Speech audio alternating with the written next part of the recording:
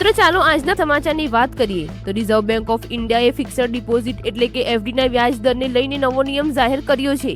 1 ઓક્ટોબરથી કોઈ પણ બેંક તેની અલગ અલગ શાખામાં એક સમયગાળાની એફડી પર અલગ વ્યાજ દર આપી શકશે નહીં। એટલે કે હવે દેશભરની તમામ સરકારી, ખાનગી અને પ્રાદેશિક બેંકોમાં એક જ પ્રકારની એફડી માટે તમામ શાખાઓમાં સમાન વ્યાજ દર લાગુ રહેશે। આરબીઆઈના આ નિર્ણયથી વ્યાજ દર અંગેની ગેરસમજ દૂર થશે અને ખાસ કરીને સિનિયર સિટીઝન્સ સહિત તમામ ગ્રાહકોને વધુ પારદર્શિતા અને સરળતા મળશે।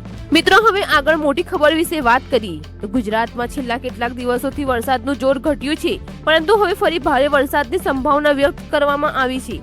હવામાન નિષ્ણાત અંબાલાલ પટેલે ફરી જણાવ્યું છે કે 5 ઓગસ્ટથી વરસાદનું પ્રમાણ ફરી વધશે અને ખાસ કરીને 8 થી 15 ઓગસ્ટ દરમિયાન ઉત્તર, મધ્ય અને દક્ષિણ ગુજરાતના અનેક વિસ્તારોમાં મધ્યમથી ભારે વરસાદ પડી શકે છે।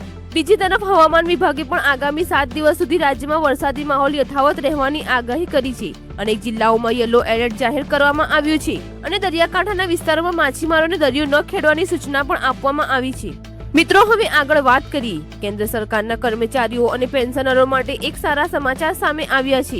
મોંઘવારી ભથ્થામાં એટલે કે ડીએમાં ફરી વધારો થવાની શક્યતા જોવા મળી રહી છે। તાજેતરના આર્થિક આંકડાઓને ધ્યાનમાં રાખીને અંદાજ લગાવવામાં આવી રહ્યો છે કે આગામી ડીએમાં લગભગ 3% વધારો થઈ શકે છે।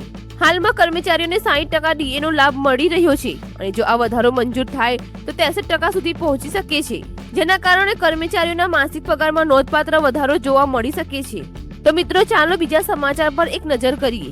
લોકસભામાં વિપક્ષના નેતા રાહુલ ગાંધીએ ફ્રેન્ડશિપ ડે પર જીન-જેડ અંદાજમાં લોકોને શુભેચ્છા પાઠવી છે। તેમણે સોશિયલ મીડિયા પર કોરિયન ફિંગર હાર્ટ જેસ્ચર સાથે ફોટો શેર કરીને લખ્યું છે કે તેઓ હજુ પણ દરરોજ કંઈક નવું શીખી રહ્યા છે। છેલ્લા કેટલાક મહિનાઓથી રાહુલ ગાંધી વિદ્યાર્થીઓ, બેરોજગારી અને પેપર લીક જેવા મુદ્દાઓ પર યુવાનો સાથે સતત સંવાદ કરવાનો પ્રયાસ કરી રહ્યા છે। તેમની આ પોસ્ટ સોશિયલ મીડિયા પર ઝડપથી વાયરલ થઈ રહી છે અને યુવા વર્ગમાં તેની ખાસ ચર્ચા થઈ રહી છે। તો હવે આગળ વાત કરીએ। સરકારે એલપીજી સિલિન્ડર માટે ઈ-કેવાયસી ફરજિયાત કરી છે અને છેલ્લી તારીખ 16 ઓગસ્ટ 2026 નક્કી કરવામાં આવી છે। જો આ સમય મર્યાદા સુધી કેવાયસી પૂર્ણ નહીં થાય તો ગેસ સબસિડી બંધ થઈ શકે છે અને કેટલીક જગ્યાએ સિલિન્ડરની ડિલિવરી પણ અટકી શકે છે। ઇન્ડિયન, ભારત ગેસ અને એચપી ગેસના ગ્રાહકો પોતાની મોબાઈલ એપ ગેસ એજન્સી અથવા ડિલિવરી બોયની મદદથી પણ સરળતાથી ઈ-કેવાયસી પૂર્ણ કરી શકે છે। સરકારે તમામ ગ્રાહકોને સમયસર કેવાયસી પૂર્ણ કરવાની અપીલ કરી છે। તો હવે આગળ વાત કરીએ। ઈરાને અમેરિકાને ફરી એકવાર કડક ચેતવણી આપી છે કે જો આ તેના લશ્કરી અથવા વ્યૂહાત્મક લક્ષ્યો પર નવા હુમલા થશે તો તેને જડબાતોડ જવાબ આપવામાં આવશે। ઈરાની વિદેશ મંત્રી અબ્બાસ અરાક્ચીએ કહ્યું છે કે અમેરિકા અથવા ઇઝરાયલ તરફથી કોઈ પણ કાર્યવાહી સમગ્ર મધ્ય પૂર્વમાં તણાવ વધારી શકે છે। આ નિવેદન એવા સમયે આવ્યું છે કે જ્યારે અમેરિકાના રાષ્ટ્રપતિ ડોનાલ્ડ ટ્રમ્પે જરૂર પડશે તો વધુ કાર્યવાહી કરવાની વાત કરી હતી। ઈરાને સ્પષ્ટ કર્યું છે કે કોઈ પણ હુમલાનો જવાબ સૈન્ય અને કૂટનીતિક બંને સ્તરે જ આપવામાં આવશે અને હવે સમગ્ર વિશ્વની નજર આ ઘટનાક્રમ પર ટકેલી છે। હવે વાત કરીએ બીજા મોટા સમાચારની।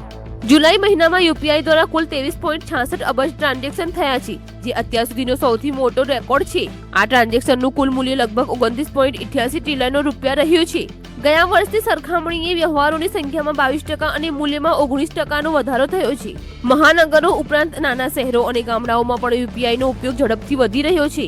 હવે વિશ્વના અનેક દેશોએ પણ ભારતની આ ડિજિટલ પેમેન્ટ વ્યવસ્થાને સ્વીકારી છે, જેના કારણે વિદેશમાં રહેલા ભારતીયો માટે પણ નાણાંની લેવડ-દેવડ વધુ સરળ બની છે। ચાલો હવે આગળના મહત્વના સમાચાર તરફ નજર કરીએ। સિંધુ જળ સંધિને લઈને ભારત તરફથી મહત્વનું નિવેદન સામે આવ્યું છે। અમેરિકામાં ભારતના રાજદૂત વિનય મોહન કવાત્રાએ જણાવ્યું છે કે આ સંધિઓ સદ્ભાવના અને મિત્રતાની ભાવનાથી કરવામાં આવી હતી, પરંતુ પાકિસ્તાનના લાંબા સમયના વર્તનથી તે ભાવનાને નુકસાન થયું છે। તેમણે કહ્યું કે ભારતે લગભગ 6 દાયકાઓ સુધી સંધિનું નિષ્ઠાપૂર્વક પાલન કર્યું, જ્યારે પાકિસ્તાને અનેક જળ વિદ્યુત પ્રોજેક્ટોમાં વારંવાર અવરોધ ઊભા કર્યા। કવાત્રાના જણાવ્યા મુજબ પાકિસ્તાન સિંધુ બેસિનનું લગભગ 80% પાણી મેળવે છે, છતાં તેનો પૂરતો લાભ લઈ શકતું નથી। આ નિવેદન એવા સમયે આવ્યું છે જ્યારે બંને દેશો વચ્ચે જળ અને સુરક્ષા મુદ્દે તણાવની સ્થિતિ યથાવત છે।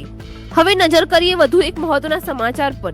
દેશના અનેક રાજ્યોમાં ચોમાસાએ ભારે તબાહી મચાવી છે। કેરળમાં મુશળધાર વરસાદ અને ભૂસ્ખલનના કારણે 8 લોકોના મોત થયા છે અને અનેક લોકો ગુમ હોવાનું સામે આવ્યું છે। ગુજરાતના દક્ષિણ અને મધ્ય વિસ્તારોમાં પૂર જેવી સ્થિતિ સર્જાઈ છે, જ્યારે સુરત, નવસારી, ભરૂચ અને મહીસાગર જેવા જિલ્લાઓમાં અનેક નીચાણવાળા વિસ્તારોમાં પાણીના ગરકાવ થયા છે। હિમાચલ પ્રદેશમાં ભૂસ્ખલનના કારણે 100 થી વધુ રસ્તાઓ બંધ થઈ ગયા છે।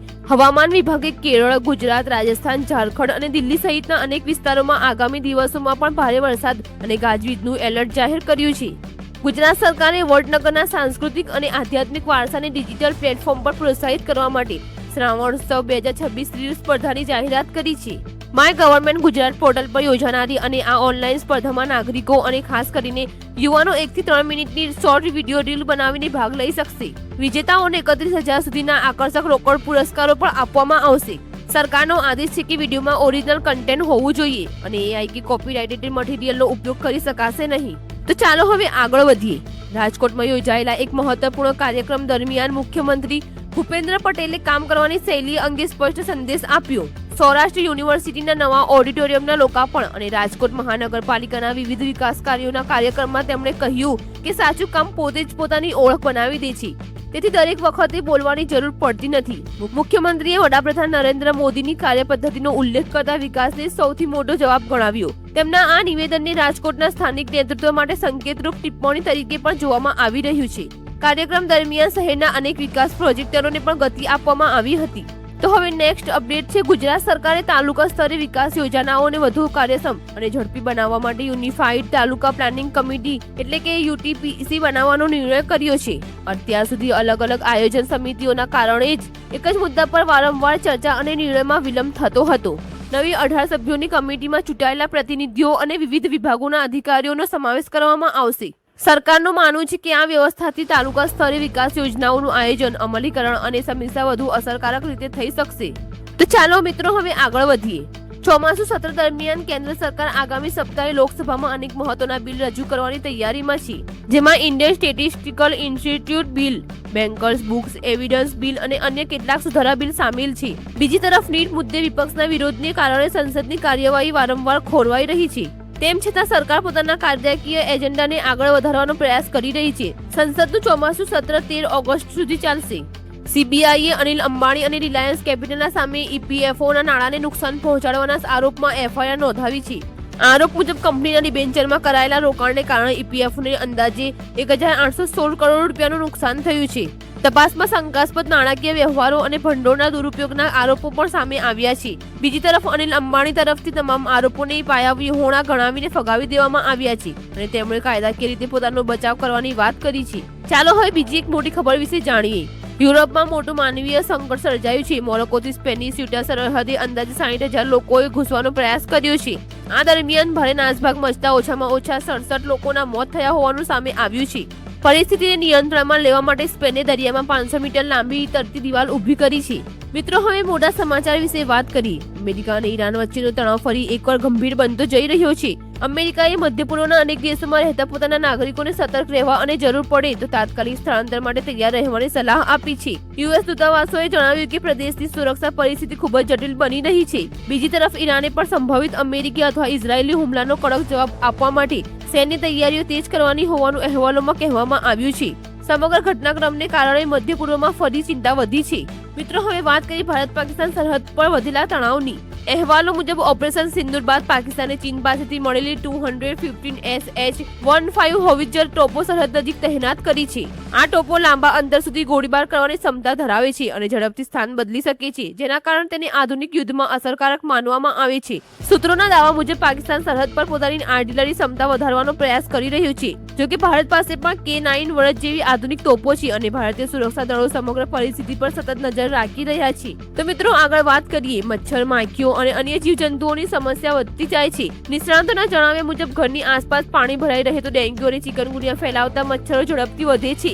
તેથી કુલર, ડોલ, એસીની ટ્રે અને અન્ય જગ્યાએ પાણી જમા ન થવા દેવું જોઈએ. બારીઓ અને દરવાજા પર જાળી લગાવવી, ખોરાક ઢાંકીને રાખવો અને કચરો લાંબા સમયે ઘરમાં ન રાખવો પણ જરૂરી છે. નિષ્ણાતોનું કહેવું છે કે ચોમાસામાં સફાઈ અને સાવચેતીની આદતો અપનાવવાથી મચ્છર અને જીવજંતુથી અસરકારક રીતે બચી શકાય છે. મિત્રો હવે વાત કરીએ બાગેશ્વર ધામના પીઠાધીશ ધીરેન્દ્ર કૃષ્ણ શાસ્ત્રીના મહત્વના નિવેદનની. તેમણે દિલ્હીના જંતર મંતર પર થયેલા જૈન પ્રદર્શન અંગે કહ્યું કે વિરોધ કરવો દરેક નાગરિકનો લોકતાંત્રિક અધિકાર છે, પરંતુ પ્રદર્શન દરમિયાન અપશબ્દો અને અભદ્ર ભાષાનો ઉપયોગ કરવો બિલકુલ ખોટો છે. તેમણે યુવાનોને અપીલ કરી કે પોતાની વાત હંમેશા શાંતિ, પ્રેમ અને મર્યાદિત ભાષામાં રજૂ કરવી જોઈએ. સાથે જ તેમણે કાવડ યાત્રા દરમિયાન પણ સંયમ અને શિસ્ત જાળવવાની સલાહ આપી છે અને જણાવ્યું કે ભારતની સૌથી મોટી તાકાત તેની સંસ્કૃતિ અને સંસ્કાર છે. આગળ છેલ્લા અને મોટા સમાચારની વાત કરીએ. દેશને નશામુક્ત બનાવવા માટે વડાપ્રધાન નરેન્દ્ર મોદીએ જીનજણ યુવાનો સાથે સીધો સંવાદ કર્યો છે. કાર્યક્રમ દરમિયાન તેમણે યુવાનોને નશાથી દૂર રહેવાનો સંકલ્પ અપાવ્યો અને જણાવ્યું કે સ્વસ્થ યુવા શક્તિ જ દેશની સૌથી મોટી તાકાત છે. પીએમ મોદીના જણાવ્યા પ્રમાણે યુવાનોનું સારું સ્વાસ્થ્ય અને મજબૂત મનોબળ વિકસિત ભારતના નિર્માણમાં મહત્વની ભૂમિકા ભજવશે. આ અભિયાનમાં દેશભરના લાખો યુવાનો જોડાયા હોવાનો દાવો કરવામાં આવ્યો છે. વધુ આવા સમાચાર માટે અમારી ચેનલને સબસ્ક્રાઇબ કરવાનું ભૂલશો નહીં.